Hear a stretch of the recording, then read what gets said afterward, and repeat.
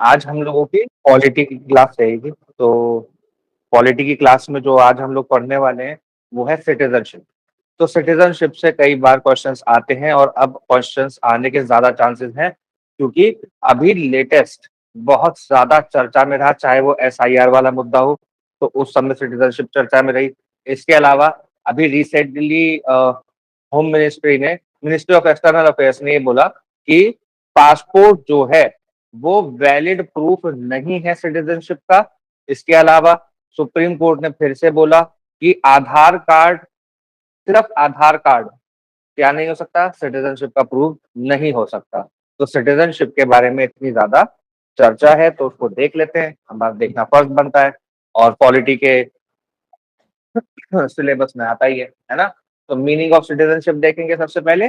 Meaning of citizenship मतलब citizenship represents full and permanent membership of a nation.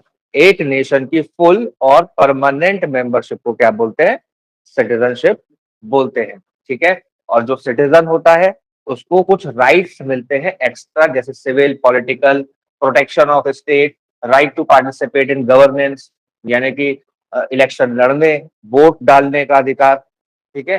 Protection of state यानी कि सरकार क्या करेगी, इक्वालिटी देगी किसके अंदर, जहां पर बात होगी पब्लिक अपॉर्चुनिटीज की, यानी कि एम्प्लॉयमेंट की अपॉर्चुनिटीज की।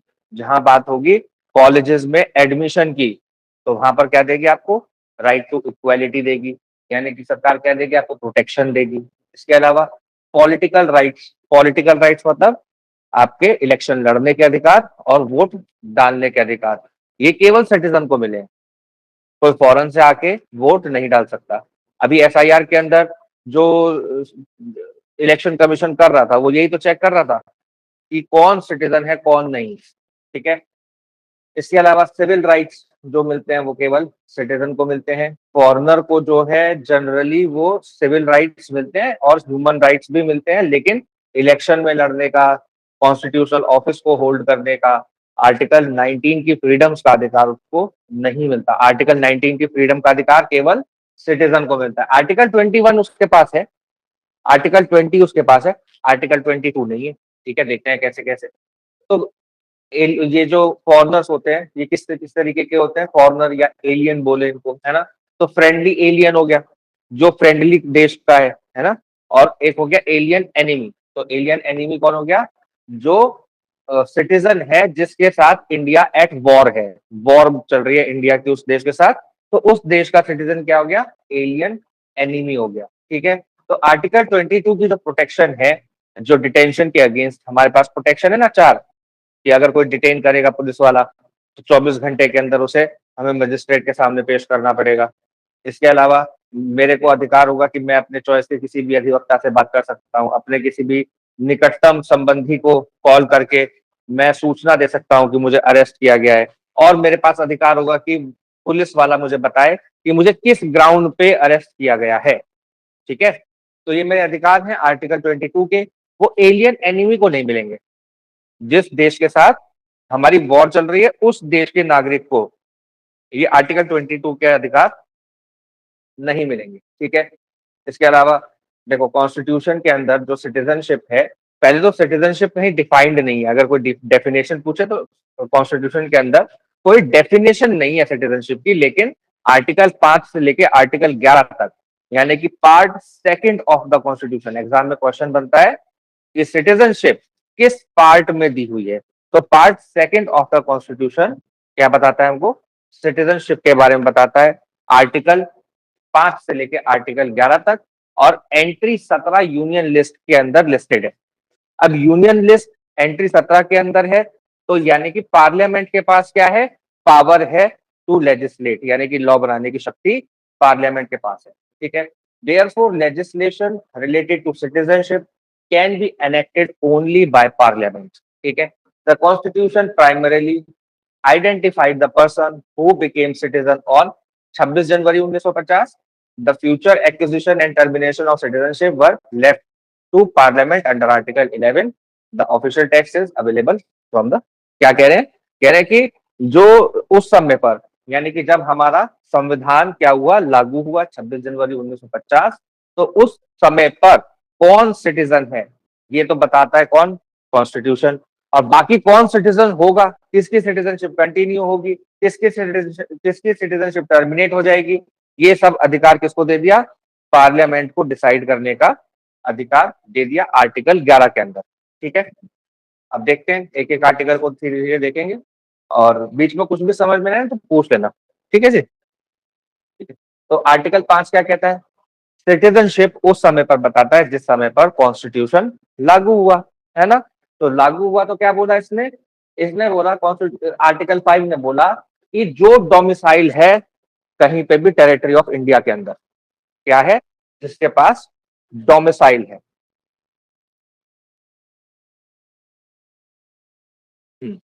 जिसके पास क्या है, डोमिसाइल है। और डोमिसाइल होने से आर्टिकल 5 उसको सिटीजन नहीं बना देता, उसके साथ उसको कुछ रिक्वायरमेंट्स को फुलफिल करना पड़ेगा, जैसे कि he was born in India. Domicile होने के साथ साथ इंडिया में बॉर्न होना भी जरूरी है। ठीक है, तो सिर्फ डोमिसाइल से नहीं, he was born in India, either of his parents was born in India, उसके दोनों में से कोई भी एक पेरेंट इंडियन बॉर्न है। और तीसरा, he had ordinarily resided in India for at least 5 years immediately before 26 January 1950।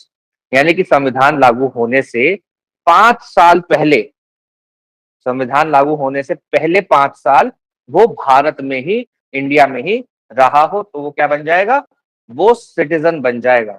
ठीक है, अब डोमिसाइल क्या होता है और रेसिडेंस क्या होता है, डोमिसाइल होता है परमानेंट लीगल होम जिसको बोलते हैं, वो है डोमिसाइल। जैसे डोमिसाइल अमूमन चेंज नहीं होता है, ठीक है, कुछ नियम है चेंज करने के, लेकिन अमूमन डोमिसाइल चेंज नहीं होता है। लेकिन आपका रेसिडेंस चेंज हो सकता है, आप आज दिल्ली में रहते हो, कल मुंबई में रहने लगोगे तो रेसिडेंस चेंज होगा, लेकिन डोमिसाइल चेंज नहीं होगा। ठीक है, तो ये टेम्परेरी होता है, ये परमानेंट होता है, require residence plus intention to remain permanently. तो यहाँ पर इंटेंशन भी चाहिए टू रिमेन परमानेंटली, अगर इंटेंशन नहीं है तो डोमिसाइल शिफ्ट भी हो सकता है। ठीक है, तो डोमिसाइल क्या होता है ये समझेंगे कि परमानेंट लीगल होम जो है उसे डोमिसाइल बोलेंगे। Every person ordinarily has one domicile, और रेसिडेंसेस ज्यादा भी हो सकते हैं। 1 मिनट का गैप रहेगा, फिर 1 मिनट में शुरू कर रहे हैं, बस 1 मिनट, है ना।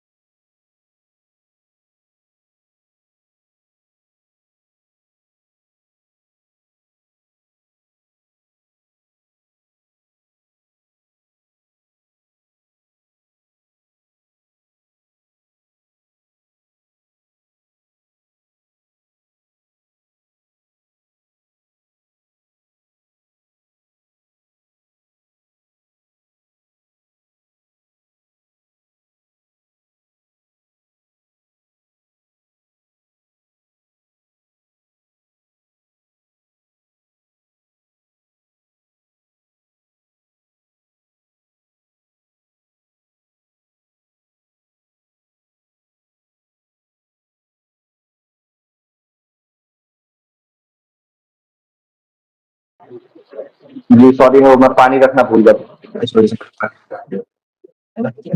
तो हम लोग कहाँ थे? हाँ, हम लोग बात कर रहे थे डोमिसाइल और रेसिडेंस के बीच में क्या अंतर है। तो डोमिसाइल के लिए अगर कोई 26 जनवरी 1950 को इंडिया में शामिल होना चाहता है, इंडिया के सिटीजनशिप चाहता है, तो उसको 26 जनवरी 1950 से 5 साल पहले से इंडिया के अंदर रहना होगा, उसका डोमिसाइल चाहिए, ठीक है ना। तो क्या हो जाएगा, ऑटोमेटिकली इंडियन सिटीजन हो जाएगा अगर वो इंडिया में बॉर्न हुआ है या फिर उसका कोई भी पेरेंट इंडिया में बॉर्न हुआ है। ठीक है, यहाँ तक बात समझ में है? किसी को कोई डाउट तो नहीं है? कोई डाउट नहीं है ना? आगे बढ़ते हैं। ठीक है, birth in India alone was not sufficient under article 5, domicile in India was compulsory, तो डोमिसाइल भी चाहिए। आर्टिकल 6 क्या कहता है? Migrant from Pakistan to India. अब क्योंकि इंडिया और पाकिस्तान का डिवीजन हुआ, तो क्या हुआ कि जो वहां से लोग आए उनको भी इंडियन सिटीजनशिप देनी थी। तो क्या बोला, article 6 covered persons who migrated from the territory now included in Pakistan to India, Pakistan से इंडिया आने वाले। The person or either parent of or grandparent must have been born in India as defined under the Government of India Act 1935, यानी कि undivided India जो था 1935 के अंतर्गत, government of India act 1935 के अंतर्गत, तब तक डिवीजन नहीं हुआ था, पार्टीशन नहीं हुआ था। तो उस समय के हिसाब से जो भी इंडिया में पैदा हुआ है या उसका पेरेंट या उसका ग्रैंड पेरेंट इंडिया में पैदा हुआ है गवर्नमेंट ऑफ इंडिया एक्ट 1935 के हिसाब से, तो वो क्या कर रहा है, पाकिस्तान से इंडिया आ रहा है माइग्रेट करके, तब तक बिफोर 19 जुलाई 1948। अगर जो वो इस डेट से पहले आ गया, तब 19 जुलाई 1948 से पहले आ गया, तो वो क्या बन जाएगा, वो सिटीजन बन जाएगा। The person became a citizen if he had already resided in India since the date of migration. Migration के बाद अगर वो ऑर्डिनरीली इंडिया में ही रह रहा है, बीच बीच में कहीं इधर उधर जा सकता है, ऐसी कोई रोक टोक नहीं है, तो वो क्या बन जाएगा, इंडियन सिटीजन बन जाएगा। लेकिन अगर 19 जुलाई 1948 से बना है तो उसको क्या कराना पड़ेगा, रजिस्ट्रेशन कराना पड़ेगा, अप्लाई करना पड़ेगा, वो ऑटोमेटिकली सिटीजन नहीं बन जाएगा। जैसे ये ऑटोमेटिकली सिटीजन बन गया ना 19 जुलाई 1948 से पहले जो आया, तो वो ऑटोमेटिकली सिटीजन बन गया। इसको क्या करना पड़ेगा, अप्लाई करना पड़ेगा रजिस्ट्रेशन एज सिटीजन के लिए, सिटीजनशिप के रजिस्ट्रेशन के लिए, और be registered as by the prescribed officer. ठीक है, प्रिस्क्राइब्ड ऑफिसर के द्वारा क्या कराना पड़ेगा, रजिस्ट्रेशन कराना पड़ेगा। He resided in India for at least 6 months immediately before application. Application देने से पहले कम से कम 6 महीने वो इंडिया में रहा। ठीक है, ये भी क्या है, कंपलसरी उसका वो रिक्वायरमेंट। और 19 जुलाई 1948 की डेट रखी गई, तो इसी दिन क्या शुरू हुआ था, परमिट सिस्टम शुरू हुआ था इंडिया पाकिस्तान के बीच में। यानी कि पाकिस्तान से इंडिया आने के लिए और इंडिया से पाकिस्तान जाने के लिए इसी डेट के बाद से परमिट मिलना शुरू हुआ, परमिट लगना शुरू हुआ। इससे पहले कोई परमिट सिस्टम नहीं था, पार्टीशन हुआ था, लोग इधर उधर आ रहे थे जा रहे थे, कोई रोक टोक उस टाइम पर नहीं थी। आप सब लोग इतनी देर से क्यों जुड़ रहे हो भाई? सब लोग इतनी देर से क्यों जुड़ रहे हैं? ठीक है, टाइम पे पूरा करो, तभी तो फायदा मिलेगा क्लास का। तो इसके बाद देखते हैं आर्टिकल 7 क्या कहता है। आर्टिकल 7 कहता है migrants from India to Pakistan. अब पाकिस्तान से जब इंडिया आए लोग, तो इंडिया से भी बहुत सारे लोग पाकिस्तान गए होंगे, है ना, गए ही नहीं। तो a person who migrated from India to Pakistan after 1 March 1947 was not regarded as an Indian citizen। जो 1 मार्च 1947 के बाद पाकिस्तान गया, वो इंडियन सिटीजन नहीं है। एक्सेप्शन देता है ये आर्टिकल। एक्सेप्शन किसको देता है, जो व्यक्ति वापस इंडिया आ जाता है पाकिस्तान जाने के बाद और क्या करता है, परमिट लेता है रीसेटलमेंट की या परमानेंट रिटर्न। किसकी, या तो रीसेटलमेंट की परमिशन लेता है या फिर री परमानेंट सेटलमेंट की परमानेंट रिटर्न की क्या लेता है, परमिशन देता है, परमिट लेता है।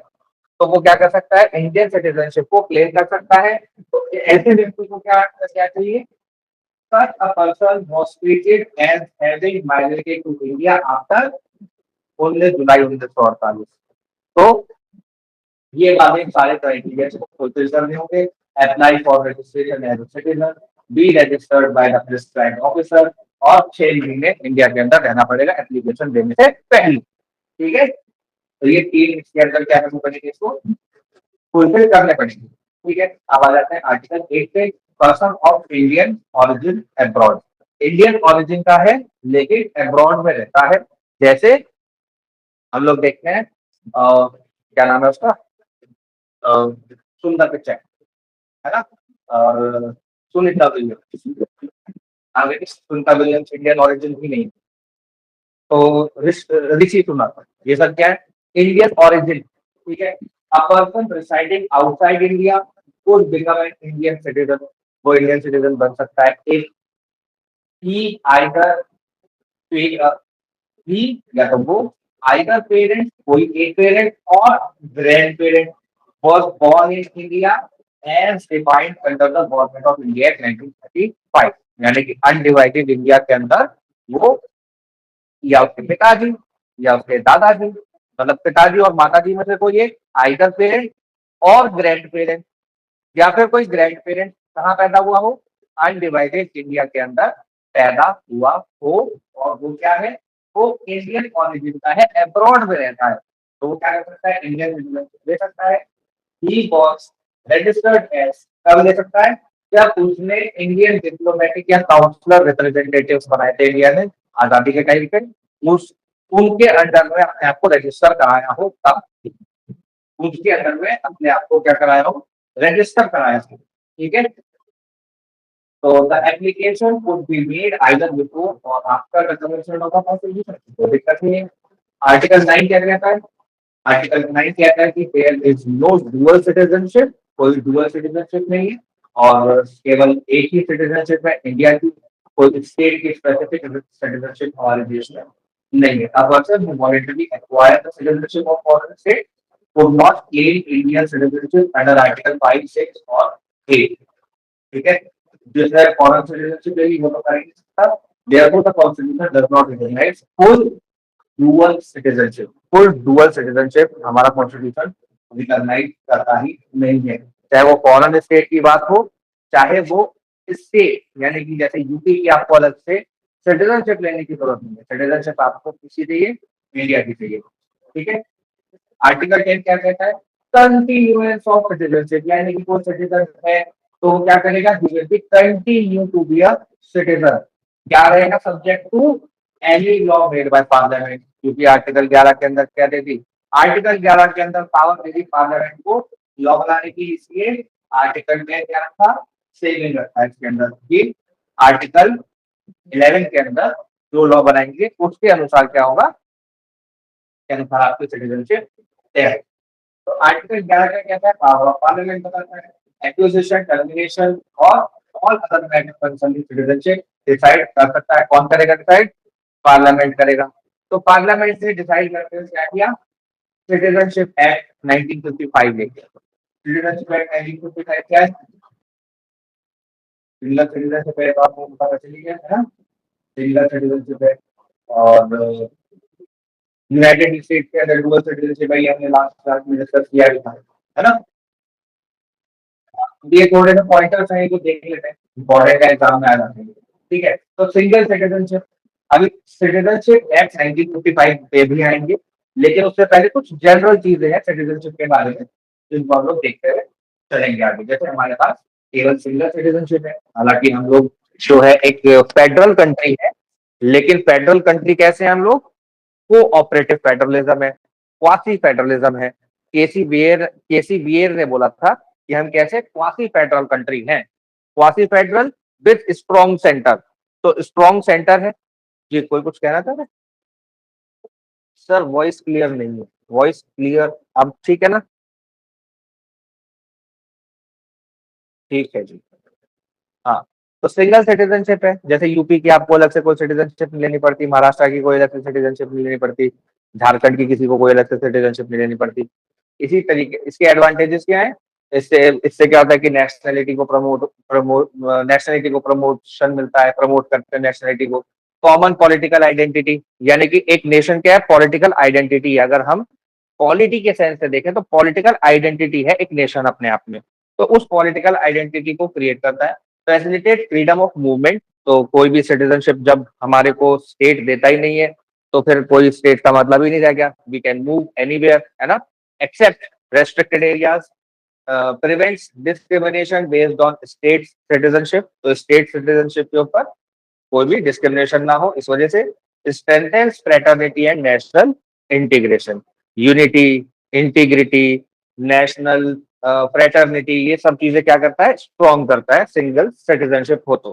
ठीक है, यूएस के अंदर डुअल सिटीजनशिप है, वहां पर स्टेट की अलग सिटीजनशिप लेनी पड़ती है और फेडरल सिटीजनशिप अलग लेनी पड़ती है। ठीक है, आगे बढ़ते हैं। अब कुछ राइट्स हैं जो केवल सिटीजन को मिले हुए हैं, जैसे आर्टिकल 15। आर्टिकल 15 क्या कहता है, प्रोटेक्शन अगेंस्ट डिस्क्रिमिनेशन देता है ना, इन एजुकेशन और बाकी सारी चीजों में भी, जैसे यूज ऑफ वेल हो गया, यूज ऑफ पब्लिक एंटरटेनमेंट की कोई प्लेस हो गई, या फिर कोई पब्लिक शॉप है, तो उसके अंदर क्या देता है, प्रोटेक्शन अगेंस्ट डिस्क्रिमिनेशन देता है। ठीक है, आर्टिकल 16 इक्वल अपॉर्चुनिटी की बात करता है पब्लिक एम्प्लॉयमेंट के केस में। आर्टिकल 19 हमें 6 फ्रीडम्स देता है, 6 फ्रीडम्स देता है, मूवमेंट की, रेसिडेंस की, एसोसिएशन की, स्पीच की, है ना। तो ये सारी फ्रीडम्स केवल सिटीजन को मिली हुई है, किसी फॉरनर को नहीं। आर्टिकल 13 माइनॉरिटी एजुकेशनल राइट्स देता है, जो सिर्फ सिटीजन को मिले हुए हैं। वोटिंग राइट केवल सिटीजन को मिले हुए हैं। Right to contest election, eligibility for constitutional office, constitutional office है, राष्ट्रपति बनना है मेरे को, वाइस प्रेसिडेंट बनना है, तो इन सब के लिए, गवर्नर बनना है, इन सब के लिए केवल सिटीजन ही एलिजिबल है, नॉन सिटीजन इसके लिए एलिजिबल नहीं है। तो कॉन्स्टिट्यूशनल पोस्ट जैसे कि इसके अंदर दे रखी है, president, vice president, governor, member of parliament, MLA, supreme court, high court के जजेस, attorney general of India, advocate general of state. ठीक है, और राइट जो फॉरनर्स को भी मिले हुए हैं, जैसे राइट टू इक्वालिटी, है ना, इक्वालिटी बिफोर लॉ का अधिकार फॉरनर्स को भी है। ठीक है, आर्टिकल 20 यानी कि प्रोटेक्शन इन क्रिमिनल कन्विक्शन, वो फॉरनर्स को भी है। Right to life, freedom of conscience and religion, ये फॉरनर्स को भी मिले हुए हैं राइट, आर्टिकल 21, आर्टिकल 25, 20 और 14। ठीक है, बाकी जो अधिकार हैं वो सिर्फ सिटीजन के लिए। ठीक है, अब आता है सिटीजनशिप एक्ट 1955, और इसके अंदर सेक्शन 3, 4, 5, 6, 7 करके अलग अलग तरीके बताए गए हैं सिटीजनशिप लेने के। तो सेक्शन 3 बताता है हमको कि बाय बर्थ कैसे सिटीजन बनेंगे। बाय बर्थ कैसे बनेंगे, इलीगल माइग्रेंट तो ये बाद में आएगा, अभी पहले बाय बर्थ देख लेते हैं।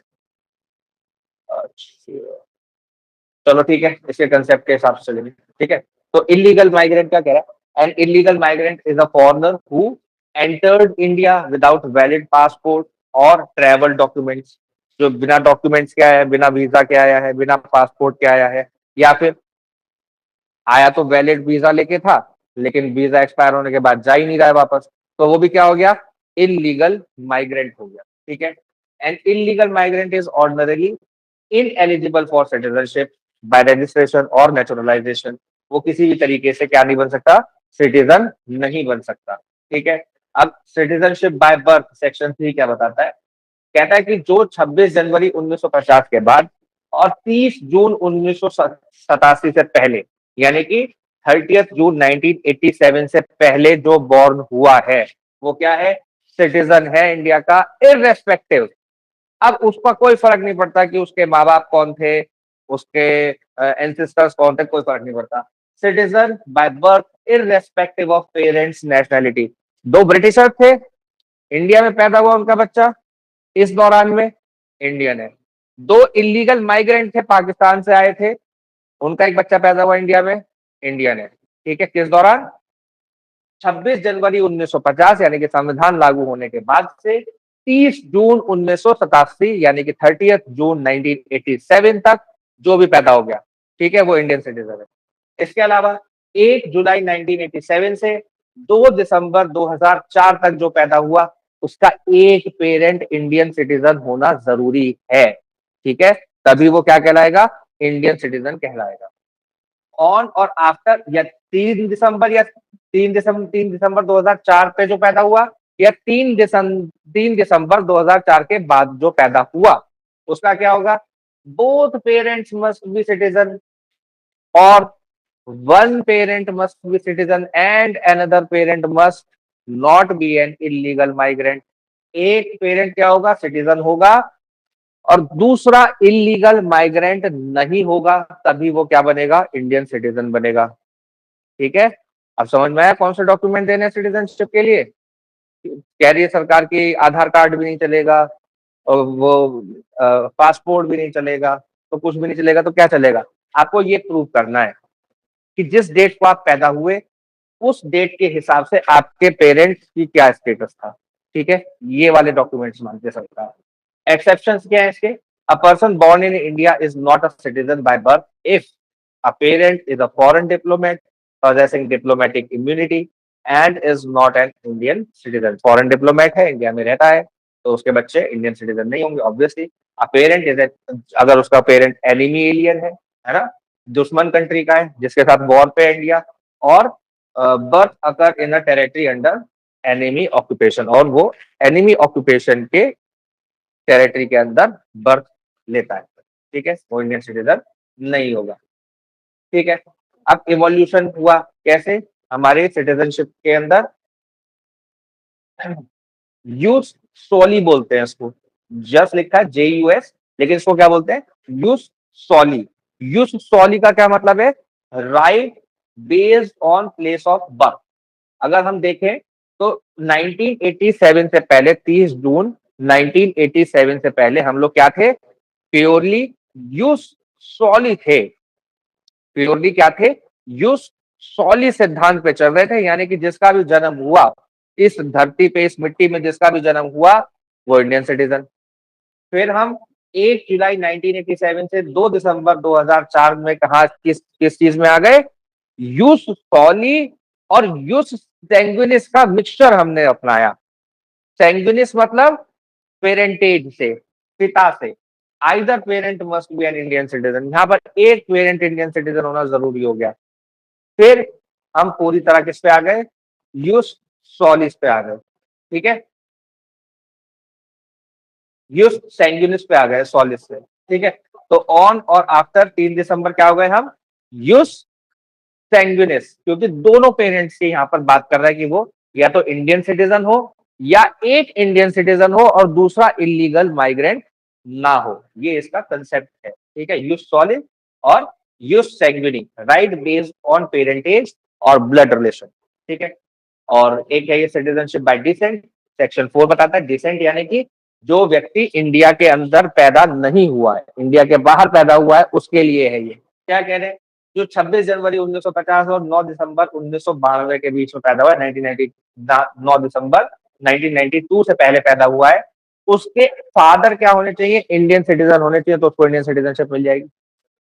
दूसरा, 10 दिसंबर 1992 के बाद और 2 दिसंबर 2004 के पहले पैदा हुआ है, तो एक पेरेंट इंडियन सिटीजन होना चाहिए, उसको इंडियन सिटीजनशिप मिल जाएगी। उसके अभी कंडीशंस फुलफिल करने पड़ेंगे उसको, क्योंकि वो इंडिया में पैदा नहीं हुआ, ठीक है।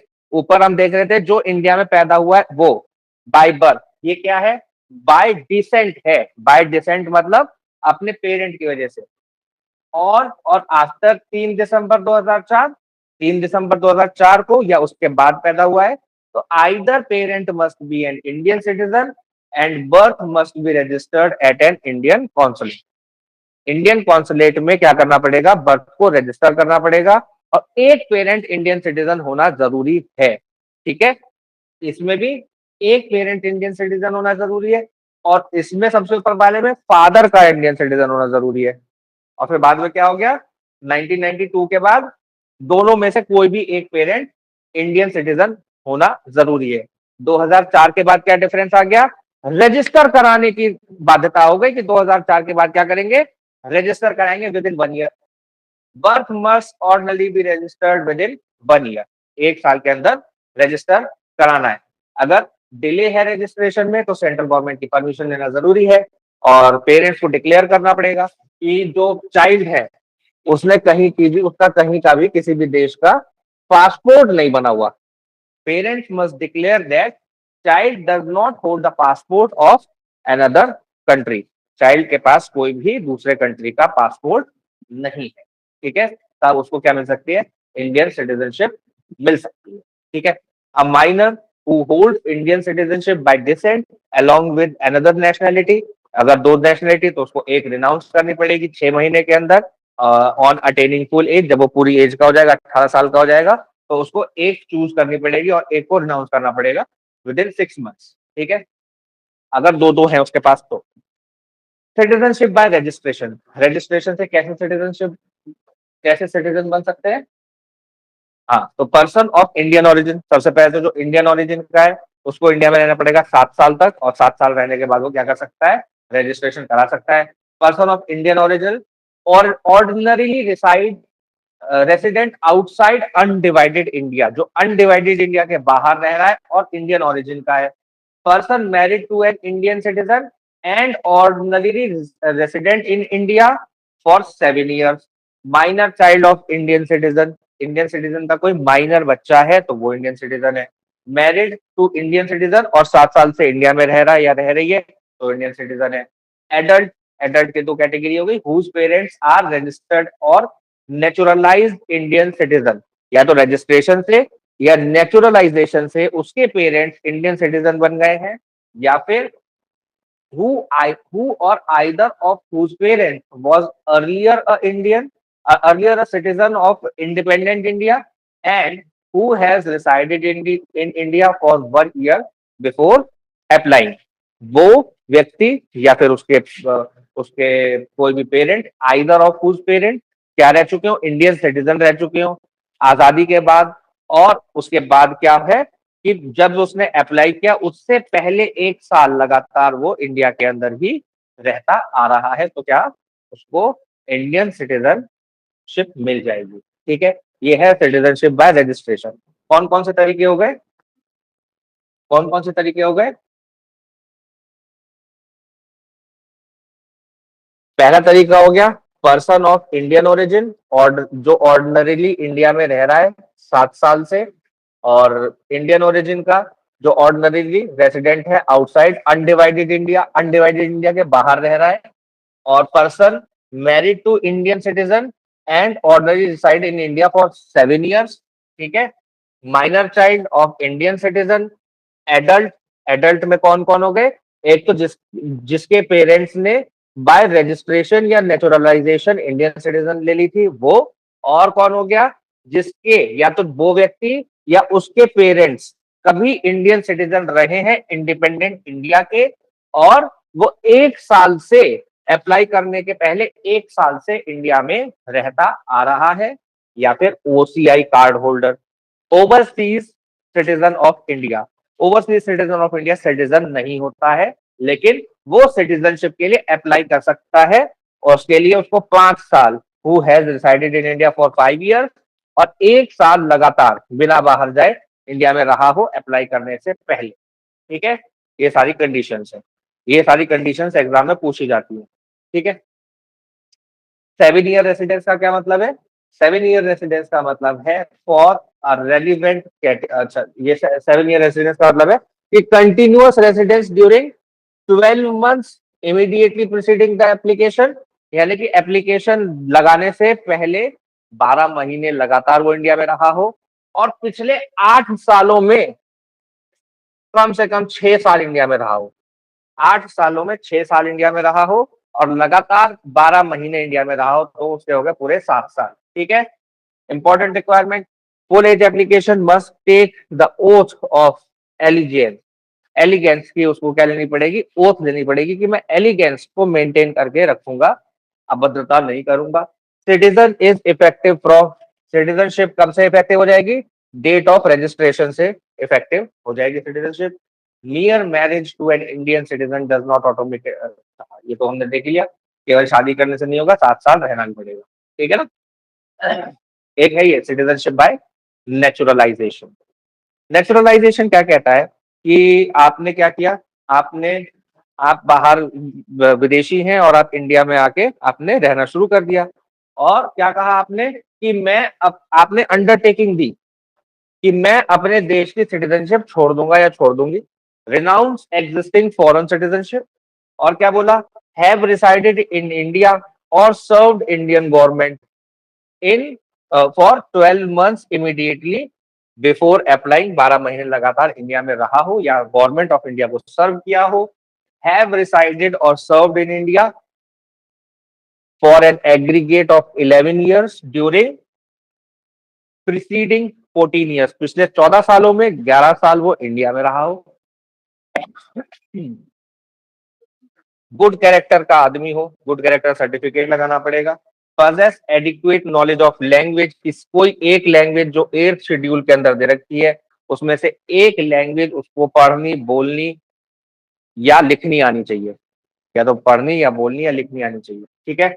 Intended to reside in India, उसकी इंटेंशन है कि इंडिया में रहेगा, और serve an Indian government, Indian government को सर्व करेगा, या फिर international organisation of which India is member, ऐसी इंटरनेशनल ऑर्गेनाइजेशन को सर्व करेगा जो इंडिया जिसकी मेंबर है, जैसे ब्रिक्स है, जैसे यूएन है, ठीक है, और an organisation established in India, तो या फिर इंडियन ऑर्गेनाइजेशन में क्या करेगा, काम करेगा। Take the oath of allegiance, तो ये कंडीशंस है नेचुरलाइजेशन की। कितनी कंडीशन हो गई, सबसे पहले उसको अंडरटेकिंग देनी है कि अपने देश की नागरिकता छोड़ देगा, 12 महीने कम से कम एप्लीकेशन लगाने से पहले 12 महीने वो इंडिया में रहा हो, पिछले 14 सालों में 11 साल इंडिया में रहा हो, गुड कैरेक्टर सर्टिफिकेट हो, एक लैंग्वेज आती हो शेड्यूल 8 की, इसके अलावा उसकी इंटेंशन हो कि इंडिया में रहेगा, या फिर इंडियन गवर्नमेंट के लिए काम करेगा, या फिर किसी ऐसी इंटरनेशनल ऑर्गेनाइजेशन के लिए काम करेगा जिसका इंडिया मेंबर है, या फिर किसी ऐसी ऑर्गेनाइजेशन में काम करेगा जो इंडिया के अंदर स्टैब्लिश्ड है, और ओथ ऑफ एलिगेंस लेगा, तो वो इंडियन सिटीजनशिप बन ले सकता है, ठीक है। समझ में आई ये बात, किसी को डाउट, किसी को कोई डाउट तो नहीं है, बहुत बढ़िया, ठीक है। तो वेवर ऑफ डिस्टिंग्विश्ड सर्विसेज, एक हमारी सरकार के पास वो है, ऑप्शन है कि अगर कोई व्यक्ति है जो बढ़िया साइंटिस्ट है, बढ़िया फिलोसफर है, आर्टिस्ट है, या लिटरेचर के अंदर बहुत बढ़िया काम किया है उसने, वर्ल्ड पीस के लिए बहुत अच्छा काम किया है, ह्यूमन प्रोग्रेस के लिए बहुत अच्छा काम किया है, तो इन सारे प्रोविजंस को हटा के वो उसको उस व्यक्ति को सिटीजनशिप दे सकती है, ठीक है।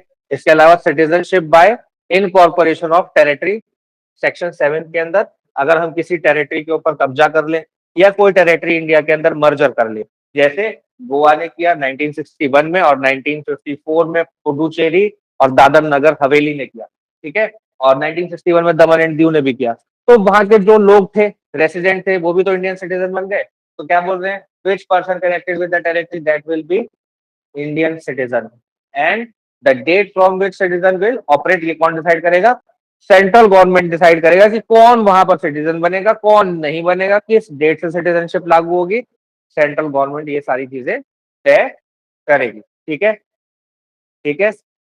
यहाँ तक बात समझ में आई, किसी को कोई डाउट तो नहीं है ना। इसके अलावा देखो, जब इंडिया पाकिस्तान मतलब अलग हुआ और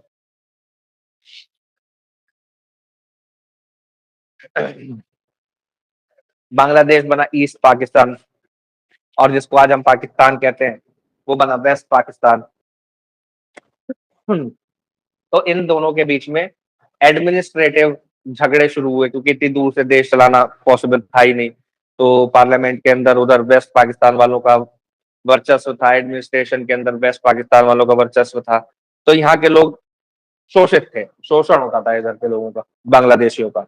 तो क्या हुआ, बांग्लादेश लिबरेशन वॉर हुई, और बांग्लादेश लिबरेशन वॉर के बाद बांग्लादेश आजाद हो गया। इस वॉर के चलते बहुत सारे लोग क्या हुए, इंडिया के अंदर माइग्रेट हुए बांग्लादेश से, है ना। तो उसके लिए क्या हुआ कि आसाम के लोग जो थे, आसाम में एक संस्था थी आसू, अभी भी है, ऑल आसाम स्टूडेंट यूनियन, आसू, तो आसू ने बहुत प्रोटेस्ट किए कि भाई इन इलीगल इमिग्रेंट्स को देश से निकालो, तो उनको निकालने के लिए क्या किया सरकार, अच्छा दंगे हुए वहां पे बहुत ज्यादा, तो सरकार ने क्या किया, सरकार ने आंसू के साथ एक अकॉर्ड किया, उसको बोलते हैं असम अकॉर्ड। तो असम अकॉर्ड के अंदर क्या किया गया, सिटीजनशिप अमेंडमेंट एक्ट 1985 लेके आए, और सेक्शन 6A, जो सेक्शन 6 पढ़ा ना अभी ऊपर हमने, सेक्शन 6 नेचुरलाइजेशन, कोई व्यक्ति कब इंडिया में आएगा, बाहरी व्यक्ति, और इंडियन बन जाएगा, इसके नियम को चेंज कर दिया, सेक्शन 6A जोड़ दिया। सेक्शन 6A क्या बोलता है, सेक्शन 6A एक तो डेट ऑफ कट ऑफ की डेट को ही चेंज कर देता है। पाकिस्तान से आने की कट ऑफ डेट देखी थी स्टार्टिंग में हमने, है ना, पाकिस्तान 19 जुलाई, 19 जुलाई, है ना, 19 जुलाई डेट देखी थी ना, 1900 कौन सी थी, 48 थी, 50 थी, 19 जुलाई 1948 है, 49 है, 50 है, या 51 है, बताइए, आप लोगों से ये सवाल है मेरा, क्या डेट है, कट ऑफ डेट क्या है पाकिस्तान से आने की इंडिया, 19 जुलाई, 1948, 1949, 1950, या 51, 19 जुलाई 1948।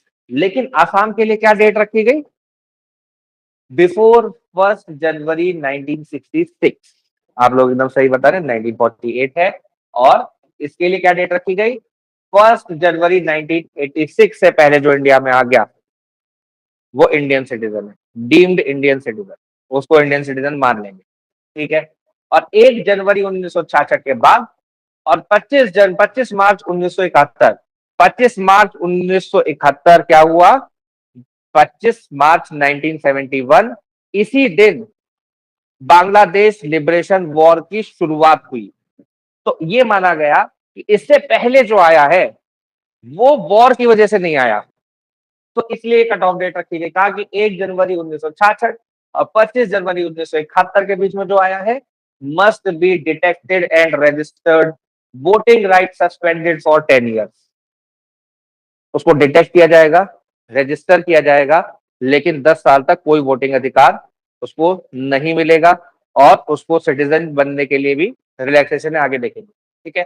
ऑन और after 25 March 1971, not entitled to benefit under section 6 है, ये इलीगल माइग्रेंट हो गया, जो कब आया है, वॉर शुरू होने के बाद जो आया है, उसको नहीं मानेंगे हम सिटीजन, ठीक है। क्या बोल रहा है, person entering between 1966-71 enjoy most rights obligations of citizen after registration, registration के बाद अधिकतर उसको राइट्स मिलेंगे, इवन उसको पासपोर्ट मिलेगा, इंडियन पासपोर्ट भी मिलेगा, लेकिन वोटिंग का अधिकार नहीं मिलेगा, याद रखना, कौन सा अधिकार नहीं मिलेगा, वोटिंग का अधिकार उसको नहीं मिलेगा, ठीक है। और become citizen for all purpose after 10 years period, 10 साल के बाद वो क्या बन जाएगा, पूरी तरीके से सिटीजन बन जाएगा, ठीक है। बात पहुंची सुप्रीम कोर्ट, ठीक है। सर्बानंद सोनोवाल एक नेता थे आसाम के, वो सुप्रीम कोर्ट में ये केस लेके आए, और एक IMDT का केस भी लेके आए थे। तो इसके अंदर तो सुप्रीम कोर्ट ने बोला कि भाई ये 2024 में जजमेंट आया 1951 के एक्ट का, तो इसके अंदर सुप्रीम कोर्ट ने बोला कि भाई जो आर्टिकल, ये जो है सेक्शन 6A जो है, ये वॉयलेटिव नहीं है, ठीक है, ये वॉयलेटिव नहीं है, क्या क्या बोला, constitution bench upheld the constitutional validity of section 6A by 4-1 majority, ठीक है, क्या बोला, parliament was competent under article 11, parliament के पास पूरी पावर है, सिटीजनशिप के ऊपर कोई भी रूल बना सकती है, तो आर्टिकल 11 के अंदर पार्लियामेंट के पास पावर है ना। Assam distinct migration problem justified, जो डिस्टिंक्ट माइग्रेशन प्रॉब्लम मैंने अभी आपको बताई कि पाकिस्तान वो बांग्लादेश लिबरेशन वॉर चली, तो उसकी वजह से इसको जस्टिफाई किया गया।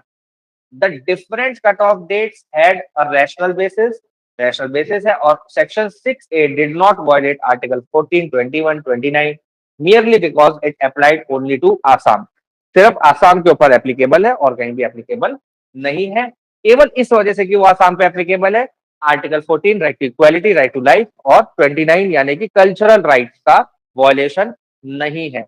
वहां पे आसाम के लोग क्या कह रहे थे इसके अंदर, आसाम के लोग ये कह रहे थे क्योंकि वहां से बहुत सारे लोग आ गए बांग्लादेश से, तो हमारा जो कल्चर है वो डिस्टॉर्ट हो रहा है, क्योंकि डेमोग्राफिक चेंज हो गया इलीगल माइग्रेंट्स के आने की वजह से। तो सुप्रीम कोर्ट ने इस पॉइंट पे ये बोला कि भाई 1955 में ये एक्ट आ गया था, तब से सरकार अब तक क्या कर रही है, इलीगल माइग्रेंट को निकाल क्यों नहीं पाई? तो ये कमी किसकी है? सरकार की है। माइग्रेंट की कोई कमी नहीं है इसके अंदर। इसमें कमी सरकार की है कि वो आइडेंटिफाई ही नहीं कर पाई आज तक कि है कौन इलीगल इमिग्रेंट। ठीक है, तो आसाम अकॉर्ड की डेट याद रखेंगे, है ना, कट ऑफ डेट। और CAA की कट ऑफ डेट भी याद रखेंगे, 31 दिसंबर 2014, CAA 2019। तो CAA यानी कि सिटीजनशिप अमेंडमेंट एक्ट 2019 में लेके आई सरकार। और सरकार ने बोला कि अफगानिस्तान, पाकिस्तान और बांग्लादेश, इन 3 देशों में रहने वाले जो हिंदू हैं, बुद्धिस्ट हैं, सिख हैं, जैन हैं, पारसी हैं और क्रिश्चियन हैं। कौन? हिंदू, सिख, बुद्ध, जैन, पारसी और क्रिश्चियन। ये 6 कम्युनिटी के लोग अगर हैं और वो वहां पर रिलीजियसली परसिक्यूटेड है, परसिक्यूटेड यानी कि परेशान है, उनको सताया जा रहा है, परसिक्यूट किया जा रहा है रिलीजन के नाम पे उनके देश में, और वो इंडिया में आ जाते हैं। कब आ जाते हैं? अगर वो इंडिया में 31 दिसंबर 2014 से पहले आ जाते हैं, तो वो 5 साल इंडिया में रह के क्या कर सकते हैं? नेचुरलाइजेशन से इंडियन सिटीजन बन सकते हैं। तो क्या इफेक्ट हुआ इसका? are eligible persons are not treated as illegal migrant for citizenship act, जो वो लोग हैं उनको illegal migrant नहीं माना जाएगा। may apply for citizenship by registration और naturalization are not granted citizenship automatically नहीं मिलेगी। 5 साल उनको रहना पड़ेगा, उसके बाद जो नेचुरलाइजेशन का पीरियड है उसको 11 से 5 साल कर दिया गया, और सेपरेटली 12 महीने का जो पीरियड है उसको एप्लीकेबल है। ठीक है, वो तो रहेगा ही। CAA के अंदर से कौन सा एरिया एक्सक्लूडेड है? तो आसाम भी पूरा नहीं आता है CAA के अंदर। CAA 2019 के अंदर केवल और केवल आसाम का नॉन ट्राइबल एरिया जो शेड्यूल 6 के अंदर नहीं आता वहीं पर लागू होगा।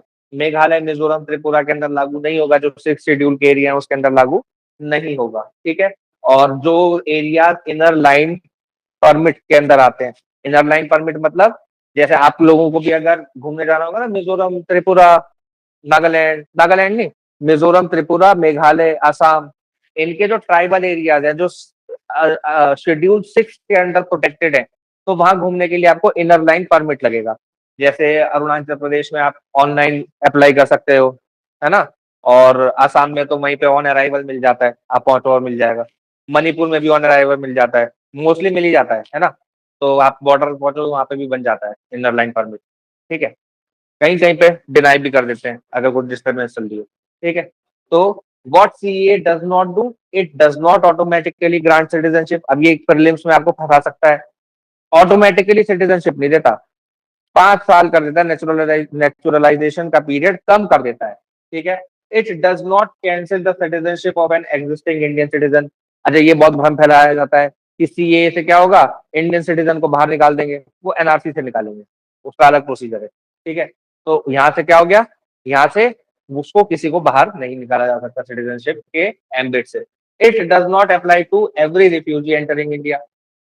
कुछ रिफ्यूजीज पे अप्लाई होता है, किस पे अप्लाई होता है? जो हिंदू, जैन, बौद्ध, सिख और पारसी और क्रिश्चियन है, और जो पाकिस्तान, अफगानिस्तान और बांग्लादेश से इंडिया में आया है 31 दिसंबर 2014 से पहले, उसी को यहाँ पर कंसीडर किया जाएगा। It does not provide dual citizenship, dual citizenship की कोई व्यवस्था नहीं है। It does not replace citizenship act 1955 को रिप्लेस नहीं करता, उसका एडिशन। ठीक है, अमेंडमेंट एक्ट है। इसके अलावा सिटीजनशिप अमेंडमेंट रूल्स 2024, इसके अंदर क्या किया गया है कि जो एप्लीकेशन है, यानी क्या क्या बोल रहे हैं, although CAA was brought into force on 10 December 2020, the procedural rules were notified on 11 मार्च 2024। तो ये CAA के रूल्स यहाँ पर बताए गए हैं। जो रजिस्ट्रेशन की बात की थी ना ऊपर, तो एप्लीकेशन इलेक्ट्रॉनिक ई एप्लीकेशन यहाँ पर फाइल की जाएगी, और एम्पावर्ड कमेटी उसको देखेगी, डिस्ट्रिक्ट लेवल कमेटी, उसके बाद वो एलिगेंस की ओथ दिलाएंगे और वो सारी चीजें होंगी, और उसको क्या बोलेंगे, सिटीजन वो बन जाएगा। शेड्यूल 8 की कोई एक लैंग्वेज या तो बोल सकता हो, पढ़ सकता हो या लिख सकता हो। ठीक है, current legal provision as of 22 July 2000 2026 आज के दिन तक क्या हुआ है, CAA and its rule remain operative, constitutional challenges are before supreme court, the act has not been struck down. हालांकि सुप्रीम कोर्ट में अभी सीएए को लेके केस चल रहा है, लेकिन अभी उसका कोई भी डिसीजन नहीं लिया गया। इसके अलावा सिटीजनशिप रूल अपडेट है 2026 के, ये कह रहे हैं कि ओसीआई रजिस्ट्रेशन जो है उसको भी इलेक्ट्रॉनिकली कर दिया गया है, और अब फिजिकली आके एप्लीकेशन देने की जरूरत नहीं है। पहले ऑनलाइन भी करना पड़ता था, फिजिकल भी देनी पड़ती थी, अब फिजिकल देने की बाध्यता को खत्म कर दिया है, ऑनलाइन कर सकते हैं, ऑनलाइन ही रिकॉर्ड मेंटेन होगा, ऑनलाइन ही रेनुमरेशन होगा, सारी चीजें डिजिटलाइज हो गई हैं इसके अंदर, और फास्ट ट्रैक इमिग्रेशन प्रोग्राम, ये सारी चीजें इसको मिलेंगी। ठीक है, इंडियन सिटीजनशिप कब चली जाएगी?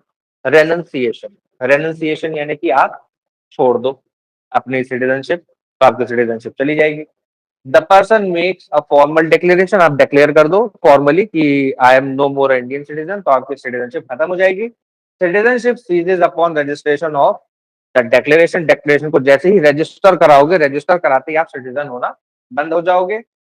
वॉर के दौरान उसको विदहेल्ड किया जा सकता है, हो सकता है कि आपकी सिटीजनशिप थोड़ी देर बाद वो खत्म हो, है ना। Minor children also loose citizenship, minor children भी अपनी सिटीजनशिप छोड़ सकते हैं, अगर किसी दूसरे देश में पेरेंट्स के साथ शिफ्ट हो रहा है तो ऑब्वियसली छोड़ना पड़ेगा, अनाउंस करनी पड़ेगी, है ना।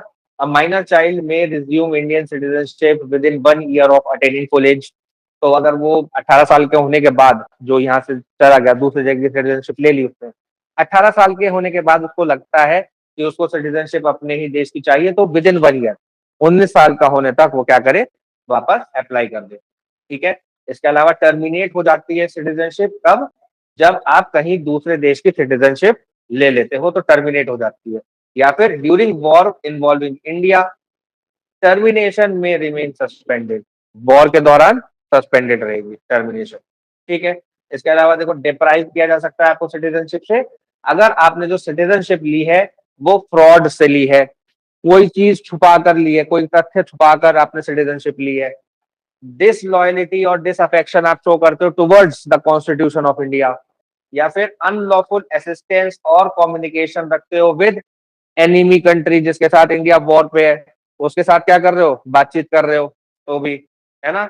इम्प्रिजनमेंट हो गया, आपको जेल हो गई है 2 साल की, कब, इंडियन सिटीजन बनने के 5 साल के अंदर आपको 2 साल की जेल हो जाती है, तो आपकी सिटीजनशिप जा सकती है। ठीक है, continuous residence outside India for 7 years, 7 साल तक कंटिन्यूअसली आप इंडिया के बाहर रहते हो, और ईयरली आप नोटिफाई नहीं करते हो अपनी intention to live in India, तो आपकी सिटीजनशिप 7 साल बाद जा सकती है। ठीक है, overseas Indian citizen of India के क्या अधिकार हैं, तो इसको एक तो ये ध्यान रखना कि ओसीआई जो है, ओवरसीज सिटीजन ऑफ इंडिया जो है, वो इंडियन सिटीजन नहीं है, वो फॉरेन सिटीजन है। एनआरआई इंडियन सिटीजन होता है। ठीक है, एनआरआई क्या होता है, इंडियन सिटीजन होता है, ये इंडियन सिटीजन नहीं होता। इसके पास क्या है, फॉरेन का पासपोर्ट है किसी और देश का, is not Indian citizen, does not possess Indian political right, कोई राइट नहीं है इसका इंडिया के अंदर पॉलिटिकल, लेकिन कुछ तो अधिकार हैं, तभी उसको फायदा मिल रहा है।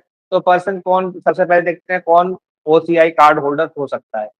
ही वॉज फॉरेन नेशनल के लिए, इंडियन नेशनल के लिए नहीं है, यानी कि उसका सिटीजनशिप किसी और देश का है ऑलरेडी, लेकिन he was an Indian citizen on और आफ्टर 26 जनवरी 1950, कभी ना कभी इंडियन सिटीजन रहा है। He was eligible to become an Indian citizen on 26 January 1950। 26 January 1950 को बाय बर्थ वाला, 26 जनवरी 1950 को बाय बर्थ वाला लागू होगा ना, यूस सोली, यूस सोली का कंसेप्ट लागू होगा।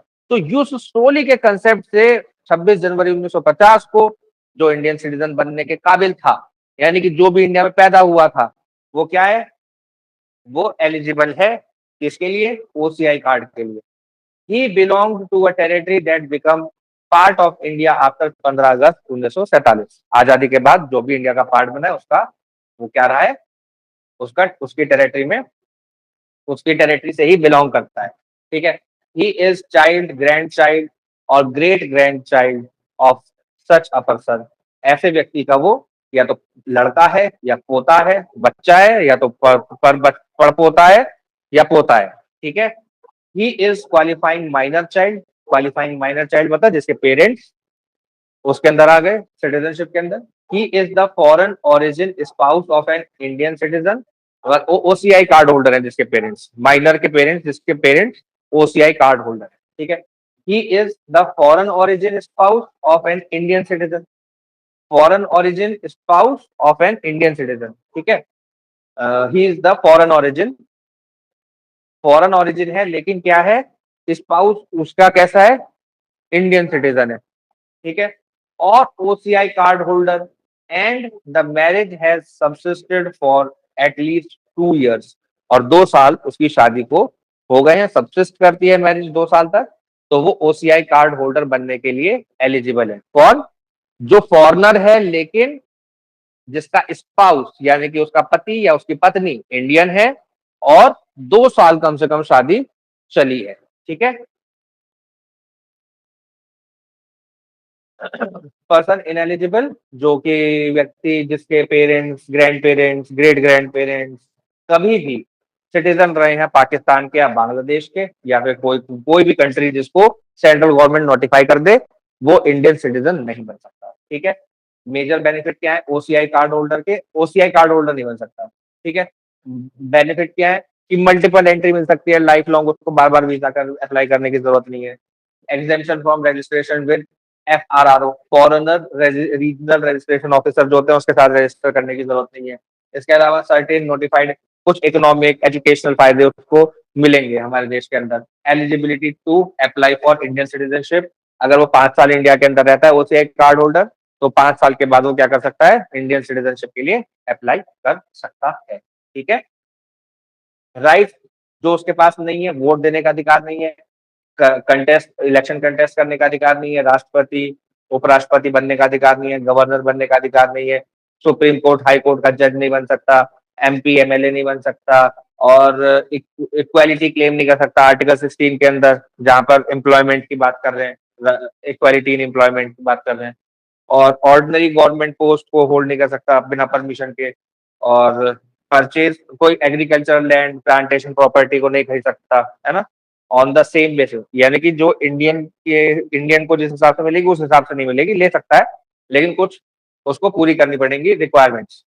एक होता है पीआईओ कार्ड और एक होता है ओसीआई कार्ड, इन दोनों को मर्ज कर दिया गया कब, 2015 के अमेंडमेंट से। सीएए 2015 से क्या किया गया, ओसीआई और पीओआई। पीओआई क्या होता है, पीओआई होता है पर्सन ऑफ इंडियन ओरिजिन। पहले ये दो अलग अलग कैटेगरीज होती थी, अब दोनों को मर्ज करके एक ही कैटेगरी कर दी है। तो ये पूछ सकता है एग्जाम के अंदर कि किस अमेंडमेंट से इन दोनों का मर्जर किया गया, तो पीओआई और ओसीआई इन दोनों का मर्जर सीएए 2015 से किया गया, ठीक है, याद रखेंगे। एनआरसी क्या है, एनआरसी है नेशनल रजिस्टर ऑफ सिटीजन, और ये सेक्शन 14A के अंदर प्रोवाइडेड है। सीएए सिटीजनशिप एक्ट जो है उसके सेक्शन 14A के अंदर है, और section 14A citizenship amendment act 2003 से जोड़ा गया था। 2003 में जब अटल बिहारी वाजपेयी जी की सरकार थी तो उन्होंने एनआरसी का प्रोविजन आर्टिकल 14A के अंदर जोड़ा, किससे, सिटीजनशिप अमेंडमेंट एक्ट 2003 से। और उसके अंदर क्या किया, कंपलसरी रजिस्टर्ड कंपलसरी कर दिया इसके लिए रजिस्टर्ड इंडियन सिटीजन, और एक नेशनल आइडेंटिटी कार्ड इशू करने की बात की कि नेशनल आइडेंटिटी कार्ड इशू किया जाएगा। इसके अलावा national register of Indian citizen maintain किया जाएगा, और नेशनल रजिस्ट्रेशन अथॉरिटी बनाई जाएगी जो क्या करेगा, इस रजिस्टर को मेंटेन करेगा, ठीक है। एक है NPR, national population register. National population register क्या होता है, तो जो आम तौर पे इंडिया में रह रहा है उसके अंदर तो सिटीजन आएगा, एनआरसी के अंदर, एनआरसी के अंदर कौन आएगा, सिटीजन आएगा। लेकिन जो भी इंडिया के अंदर रह रहा है, चाहे वो इंडियन हो चाहे वो फॉरनर हो, ये पॉपुलेशन रजिस्टर है, ये नंबर गिनेगा सिर्फ, उसको मतलब नहीं है कि वो इंडियन है या नहीं है, ये सिर्फ नंबर गिनने के लिए। ऑर्डिनरीली जो व्यक्ति जहां पे रह रहा है वहां पर उसकी गणना करेगा, गिनती करेगा सिर्फ, ठीक है। सेंसस अलग है, सेंसस में सोशो इकोनॉमिक और सोशो इकोनॉमिक फैक्टर भी आ जाता है और कास्ट भी आ जाएगी अब तो उसके अंदर। तो सोशो इकोनॉमिक कास्ट सेंसस इस बार होने जा रहा है। तो सेंसस क्या है? जनगणना है। यहाँ पर क्या है? केवल काउंटिंग ऑफ पॉपुलेशन है, ठीक है, एनपीआर में। कुछ इंपॉर्टेंट जजमेंट्स, इसके बाद क्लास खत्म करें। तो state trading cooperation, cooperation versus commercial tax office में क्या कहा? अ कंपनी और corporate is not a citizen. वो हालांकि लीगल एंटिटी है, लेकिन वो इंडिविजुअली सिटीजन बन के फंडामेंटल राइट्स का फायदा नहीं उठा सकती, ठीक है। Pradeep Jain versus Union of India के अंदर क्या कहा गया? India possess a single citizenship and common nationality, national identity. केवल एक ही सिटीजनशिप है, डुअल सिटीजनशिप नहीं है, ठीक है। और स्टेट के अंदर जो डोमिसाइल मिलता है उसको सिटीजनशिप नहीं कहा जा सकता। डोमिसाइल अलग है, डोमिसाइल वहां पे रहने वाले लोगों को मिलता है, और सिटीजनशिप अलग है, ठीक है। एक है Louis de Raedt versus Union of India. इसके अंदर क्या बोला? Foreigners are protected by article 21। Article 21 की प्रोटेक्शन जो है, राइट टू लाइफ, वो फॉरेनर्स को भी है, लेकिन they have no fundamental to reside and settle in India under article 19(1) E. 19(1) E के अंदर रिसाइड करने का अधिकार, सेटल करने का अधिकार उनको नहीं है। इसके अलावा ये NHRC versus state of Arunachal Pradesh, इसके अंदर क्या बोला गया? जो चकमा रिफ्यूजी थे, एक चकमा ट्राइब है, तो चकमा रिफ्यूजीज की एक समय पर बहुत समस्या थी इंडिया के अंदर, तो उसका ये केस है। तो स्टेट, इसको क्या बोला गया कि the state must protect the life and liberty of Chakma refugees. तो चकमा रिफ्यूजीज की भी राइट टू लाइफ और लिबर्टी को प्रोटेक्ट करना है, यानी कि आर्टिकल 21 उन तक भी एक्सटेंड होता है। Citizenship application must be processed according to law. Citizenship के लिए कुछ नहीं बोला, बोला कि अकॉर्डिंग टू लॉ चलेगा, है ना। Protection under article 21 is confirm, is not confined to Indian citizen. केवल सिटीजन के लिए नहीं है, सबके लिए, ठीक है। एक ये है सर्बानंद सोनोवाल, इनके केस के बारे में मैंने आपको बताया था, 2005 में इन्होंने केस किया था। तो आईएमडीटी जो था, आईएमडीटी बनाया था सेंट्रल गवर्नमेंट ने आसाम के अंदर जो इलीगल माइग्रेंट्स हैं उनको बाहर निकालने के लिए। आईएमडीटी क्या है? Illegal migrant determination by tribunals act. तो इसके अंदर ट्रिब्यूनल सेटअप किए गए थे। तो सुप्रीम कोर्ट ने बोला कि ये जो ट्रिब्यूनल सेटअप किए गए हैं, ये आर्टिकल 14 का वायलेशन है, इसलिए इसको क्या बोला? अनकॉन्स्टिट्यूशनल बोल दिया। इसके अलावा 6A को हमने देख ही लिया कि उसको अपहेल्ड किया, 6A को, सेक्शन 6A को। एक ये सबसे इंपॉर्टेंट है, लेटेस्ट है, क्या है? Savitri day versus Union of India 2026। इसके अंदर क्या हुआ कि एक महिला है, उसकी सिटीजनशिप कैंसिल कर दी ट्रिब्यूनल ने 23 साल पहले, 2019 से भी 23 साल पहले। और 2019 में उसको पता चला कि मेरी तो सिटीजनशिप कैंसिल हो गई है। अब उसने हाई कोर्ट में अप्लाई करा, अपील करी हाई कोर्ट में। तो हाई कोर्ट ने उसको बोल दिया कि तुम तो 23 साल के डिले से आए हो, और इतना ज्यादा डिले तो हम कंडोन नहीं करेंगे। कंडोन करने के लिए मना कर दिया, इस ग्राउंड पे रिजेक्ट कर दिया कि तुमने 23 साल के डिले से एप्लीकेशन फाइल करी है। फिर सुप्रीम कोर्ट गए, सुप्रीम कोर्ट ने क्या बोला? सुप्रीम कोर्ट ने बोला कि the held that determination of whether a person is foreigner has grave consequence. तो उसका डिटेंशन हो सकता है, उसको डिपोर्ट किया जा सकता है, उसको फैमिली से सेपरेशन सहना पड़ सकता है, इवन उसको स्टेटलेसनेस सहनी पड़ सकती है, यानी कि वो किसी भी स्टेट का पार्ट ना रहे। तो यहाँ पर सुप्रीम कोर्ट ने क्या बोला? सुप्रीम कोर्ट ने बोला proceeding must be fair, lawful and reasoned. Ex parte determination, ex parte determine कर दिया था, इसलिए तो उसको पता नहीं चला 23 साल तक। एक्स पार्टी डिसाइड करके बैठी थी court, tribunal. X parte determination can not become mechanical और arbitrary merely because the statutory burden of proof lies on the person concerned। यहाँ पर क्या कह रहे हैं? जो प्रूव करने का वो है बर्डन, बर्डन ऑफ प्रूफ, कि कौन प्रूव करेगा मैं सिटीजन हूं या नहीं हूं। क्या स्टेट प्रूव करेगी मैं सिटीजन नहीं हूं, या मैं प्रूव करूंगा कि मैं सिटीजन हूं? तो इसमें बर्डन ऑफ प्रूफ मेरे ऊपर है कि मुझे प्रूव करना है कि मैं सिटीजन हूं, ठीक है। भले ही मेरे ऊपर बर्डन है प्रूव करने का, लेकिन एक्स पार्टी डिटरमाइन तब भी आप नहीं कर सकते, ठीक है। Ex parte determination can not become mechanical और arbitrary nearly because the statutory burden of proof lies on the person concern. समझ में आई ये बात? क्लियर है? किसी को डाउट तो नहीं है? जल्दी बोलो, थम्स अप दिखा दो, कुछ भी मैसेज कर दो। वेरी गुड, ठीक है। ये इम्पोर्टेंट अमेंडमेंट्स हैं। 1985 का अमेंडमेंट 6A आया। 86 में रेस्ट्रिक्ट कर दी सिटीजनशिप बाय बर्थ। 1992 के अंदर क्या कर दिया, आइदर फादर और mother could transmit citizenship by decent, 1992 के एक्ट से आ गया। 2003 2005 का एक्ट, 2005 के अंदर ओसीआई को एक्सपेंड किया, और 2015 के अंदर पीओआई टीआईयू और ओसीआई को मर्ज कर दिया। ठीक है, ओसीआई आया ही 2005 में। इसके अलावा सॉरी 2003 में, 2003 में आया इसका framework. Citizenship amendment 2003, birth rule strict कर दिए, है ना। इलीगल माइग्रेंट कंसेप्ट आ गया, यानी कि हम लोग यूस सैंगुइनिस की तरफ बढ़ने लगे सोलिस से। और सिटीजनशिप अमेंडमेंट 2019 आपको पता ही है, स्पेशल कम्युनिटीज के लिए है। और citizenship amendment rule 2024 online operation के लिए, 6B के लिए, है ना। और 2026 ओसीआई और ई रजिस्ट्रेशन ओसीआई के। ठीक है, ये रिवीजन आप लोग यहाँ से कर सकते हैं।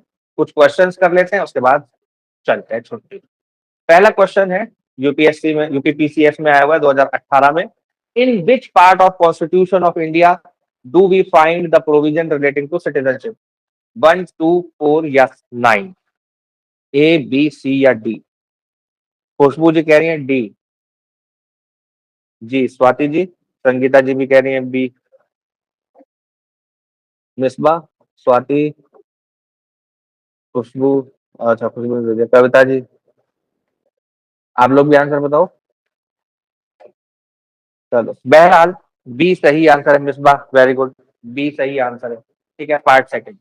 ठीक है, देखो इसके अंदर कह रहे हैं which article of Indian constitution related to citizenship. UPPCS का क्वेश्चन है 2020 का। 3 to 10, 4 to 11, 5 to 11, 6 to 11? A, B, C, D? C. Khushboo कह रही है सी, मिसबा भी कह रही है सी, 5 to 11 सही है क्या? मिसबा कह रही है सी, संगीता जी भी कह रही है सी, कविता जी भी कह रही है सी। सबका आंसर एकदम सही है। आसान आसान से क्वेश्चन। यूपीपीसीएस प्रीलिम्स 2015 का question, which of the following is not a federal feature of Indian constitution? Distribution of power between centre and state, entirely written constitution, single citizenship या independent judiciary? A, B, C या D? Kavita ji कह रही है सी, खुशबू जी कह रही है सी, मिसबा सी, संगीता जी सी। सी is the right answer, है ना। सी सिंगल सिटीजनशिप कैसा है, यूनिटरी फीचर है। ठीक है, एक ये यूपीपीसीएस जे का है 2013 का। Which one of the following is not a method of termination of citizenship? By renunciation, by acquisition of foreign citizenship, a short to another country, या बाय डेप्रिवेशन? किस तरीके से सिटीजनशिप नहीं ली जा सकती? ए, बी, सी या डी? सी, कविता जी कह रही है सी फिर से, खुशबू जी सी, संगीता जी सी एकदम सही, मिसबा जी सही है एकदम आंसर सभी लोगों का। सी आंसर एकदम सही है, वेरी गुड। एक ये 2015 का है यूपीपीसीएस का। ये कह रहा है विच of the following is not a federal feature? ये तो हो गया ना, हो गया ये क्वेश्चन। ये बात फिर से रिपीट हो गया क्या? In which part of the constitution, तो हो गया। चलो ठीक है। As per the draft national register of citizen of July 2018, in which state were more than 40 lakh persons excluded from the draft? किस स्टेट में? नागालैंड, मिजोरम, आसाम या त्रिपुरा? ए, बी, सी या डी? मिसबा जी ये इस वाले का आंसर है, पिछले वाले का आंसर है सी? जल्दी बताओ, ए, बी, सी या डी? जल्दी आंसर लिखो। खुशबू जी कह रही है सी, संगीता जी सी, आसाम। क्योंकि भाई एनआरसी हुआ ही अब तक आसाम में, और कहीं हुआ ही नहीं है। एकदम सिंपल सा लॉजिकल क्वेश्चन है ना। आसाम। ठीक है, एनआरसी केवल हुआ ही आसाम के अंदर है। विच आर्टिकल, फिर से वही क्वेश्चन आ गया यार, क्या हो रहा है ये? कुछ तो एडिटिंग में गड़बड़ हुई है मेरे से ही। हाँ, ठीक है। Consider the following statements. Aadhaar card can be used as proof of citizenship और domicile. Once issued, an Aadhaar number cannot be deactivated or omitted by the issuing authority. Only A is true, only B is true, A and B both are true, A and B both are false. चार option है आपके पास। A and B both are true, आप ये कह रही हो मिसबा जी? D. Sangeeta जी तो कह रही है कि दोनों गलत है। आप कह रही हो दोनों सही है। किसका सही माने? Both are false. Khushboo ji कह रही है डी। अरे भाई ये दोनों ही गलत है ना। आधार कार्ड कोई सिटीजनशिप का प्रूफ थोड़ी है। ये तो मैंने क्लास स्टार्ट करी थी उसी टाइम बोला था कि आधार कार्ड, पैन कार्ड, कोई भी कार्ड, कोई आइडेंटिटी कार्ड पूछे, सिटीजनशिप का प्रूफ कतई नहीं है। आधार कार्ड के लिए तो स्पेशली याद रखो, आधार कार्ड उसको भी मिल सकता है जो इंडियन नहीं है। जो 6 महीने इंडिया में रह लिया उसको आधार कार्ड इशू हो सकता है, भले ही वो कहीं का भी रहने वाला हो, कहीं का भी सिटीजन हो। ठीक है, तो सिटीजनशिप का कोई लेना देना नहीं है। और आधार कार्ड नंबर चेंज हो सकता है, उसको एडिट करा सकते हैं, है ना। सभी चीजें हो सकती है उसके अंदर, चेंज हो सकता है, पूरा नया आधार कार्ड बन सकता है ना। हाँ, मिसअंडरस्टैंडिंग हो गई, कोई बात नहीं। ऐसी मिसअंडरस्टैंडिंग एग्जाम में मत करना, ध्यान से देना। ये यूपीएससी का क्वेश्चन है। With reference to India, consider the following statements. There is only one citizenship and one domicile. A citizen by birth can only become the head of a state. A citizen by birth only can become head of a state, यानी कि president, है ना। A foreigner once granted citizenship cannot be deprived of it under any circumstances. कौन सा सही है कौन सा गलत है, बस ये बताना है। ये ऑप्शंस है। Only one is true, only two is true, one and three, या two and three. A B C D. Only one, only one is true. Khushboo ji कह रही है only one is true. Sangeeta ji कह रही है A, only one is true. ठीक है, और कोई बताओ, सब लोग बताओ आंसर। ए मिसबा सही जवाब है। ए आंसर सही है, ओनली वन इज टू। क्योंकि कोई भी हेड ऑफ स्टेट बन सकता है, जो भी, चाहे नेचुरलाइजेशन से बना हो सिटीजन, चाहे बर्थ से बना हो, चाहे डिसेंट से बना हो, चाहे कैसे ही बन। ठीक है, उससे फर्क नहीं पड़ता, ऐसा कोई भी रोक टोक इंडिया में है ही नहीं, है ना। Which one of the following statements regarding an OCI is not correct? Not correct पूछ रहा है। An OCI is citizen of another country. An OCI possesses a multiple entry long term visa for visiting India. An OCI is at par with NRI in all matters. An OCI is not entitled to equality of opportunity in public employment under Article 16. क्या answer सही होगा, ए B C या D?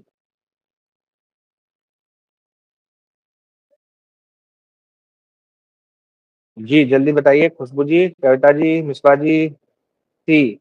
Repeat कर दूं question. Question सिर्फ इतना सा है, जो ओसीआई कार्ड होल्डर है उसके लिए इसमें से कौन सा स्टेटमेंट सही नहीं है। ओसीआई जो है वो दूसरे देश का सिटीजन होता है, citizen of another country. OCI card holder जो है वो मल्टीपल एंट्री ले सकता है इंडिया में, लॉन्ग टर्म वीजा ले सकता है और विजिट कर सकता है इंडिया को। और ओसीआई कार्ड होल्डर जो है वो एनआरआई के एट पार है, बिल्कुल बराबर है एनआरआई जैसा ही है। और ओसीआई जो है वो एंटाइटल्ड है, इक्वालिटी नहीं है एंटाइटल्ड आर्टिकल 16 के अंदर for equality of opportunity in public services.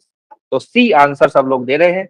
और संगीता जी, हाँ संगीता जी ने भी सी आंसर दे दिया। खुशबू जी वेरी गुड, सब लोगों ने सी आंसर दिया, सी आंसर एकदम सही। ठीक है, ये यूपीएससी सीडीएस का है और इसके अंदर ये पूछा है, the category of OCI was inserted in citizenship act through an amendment made in 2005, 2002, 2004, 2003। कौन सा अमेंडमेंट था? 2004, 2002, 2003, 2000? ए बी सी डी जल्दी बता दो। डी, खुशबू जी कह रही है डी। बाकी 2003 मिसबा जी भी कह रही है, 2003 संगीता जी भी कह रही है, 2003 एकदम सही आंसर है। ठीक है। और एक ही क्वेश्चन है, यूपीएससी सीडीएस का ही है ये भी। A citizen of India will lose citizenship if he और she renounce Indian citizenship, voluntarily acquires the citizenship of another country, marries a citizen of another country, criticizes the government। तो क्या answer होगा इसका? 1 2 3, 2 3 4, 1 2 या फिर 1 4? ABCD जल्दी बताइए।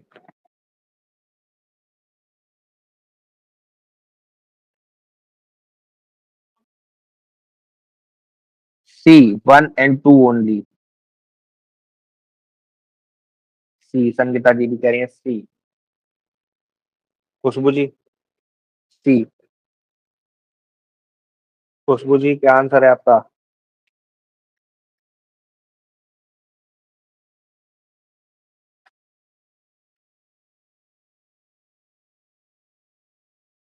खुशबू जी एकदम सही आंसर है आपका, सी। रेशमा जी आंसर दिया करो बेटा, आप भी है ना। मैं, अरे सॉरी, आप सब मेरे बराबर के, मतलब थोड़ा बहुत अंतर हो है। तो आप लोग सब लोग आंसर देने की कोशिश किया करो, है ना। तो ये प्रैक्टिस के लिए मैंने लगभग 15 20 क्वेश्चन निकाले आपके। इसको प्रैक्टिस करिएगा।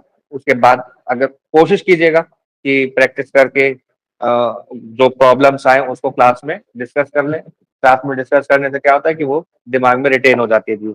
ठीक है। और किसी का कोई डाउट हो तो अभी पूछ सकते हैं।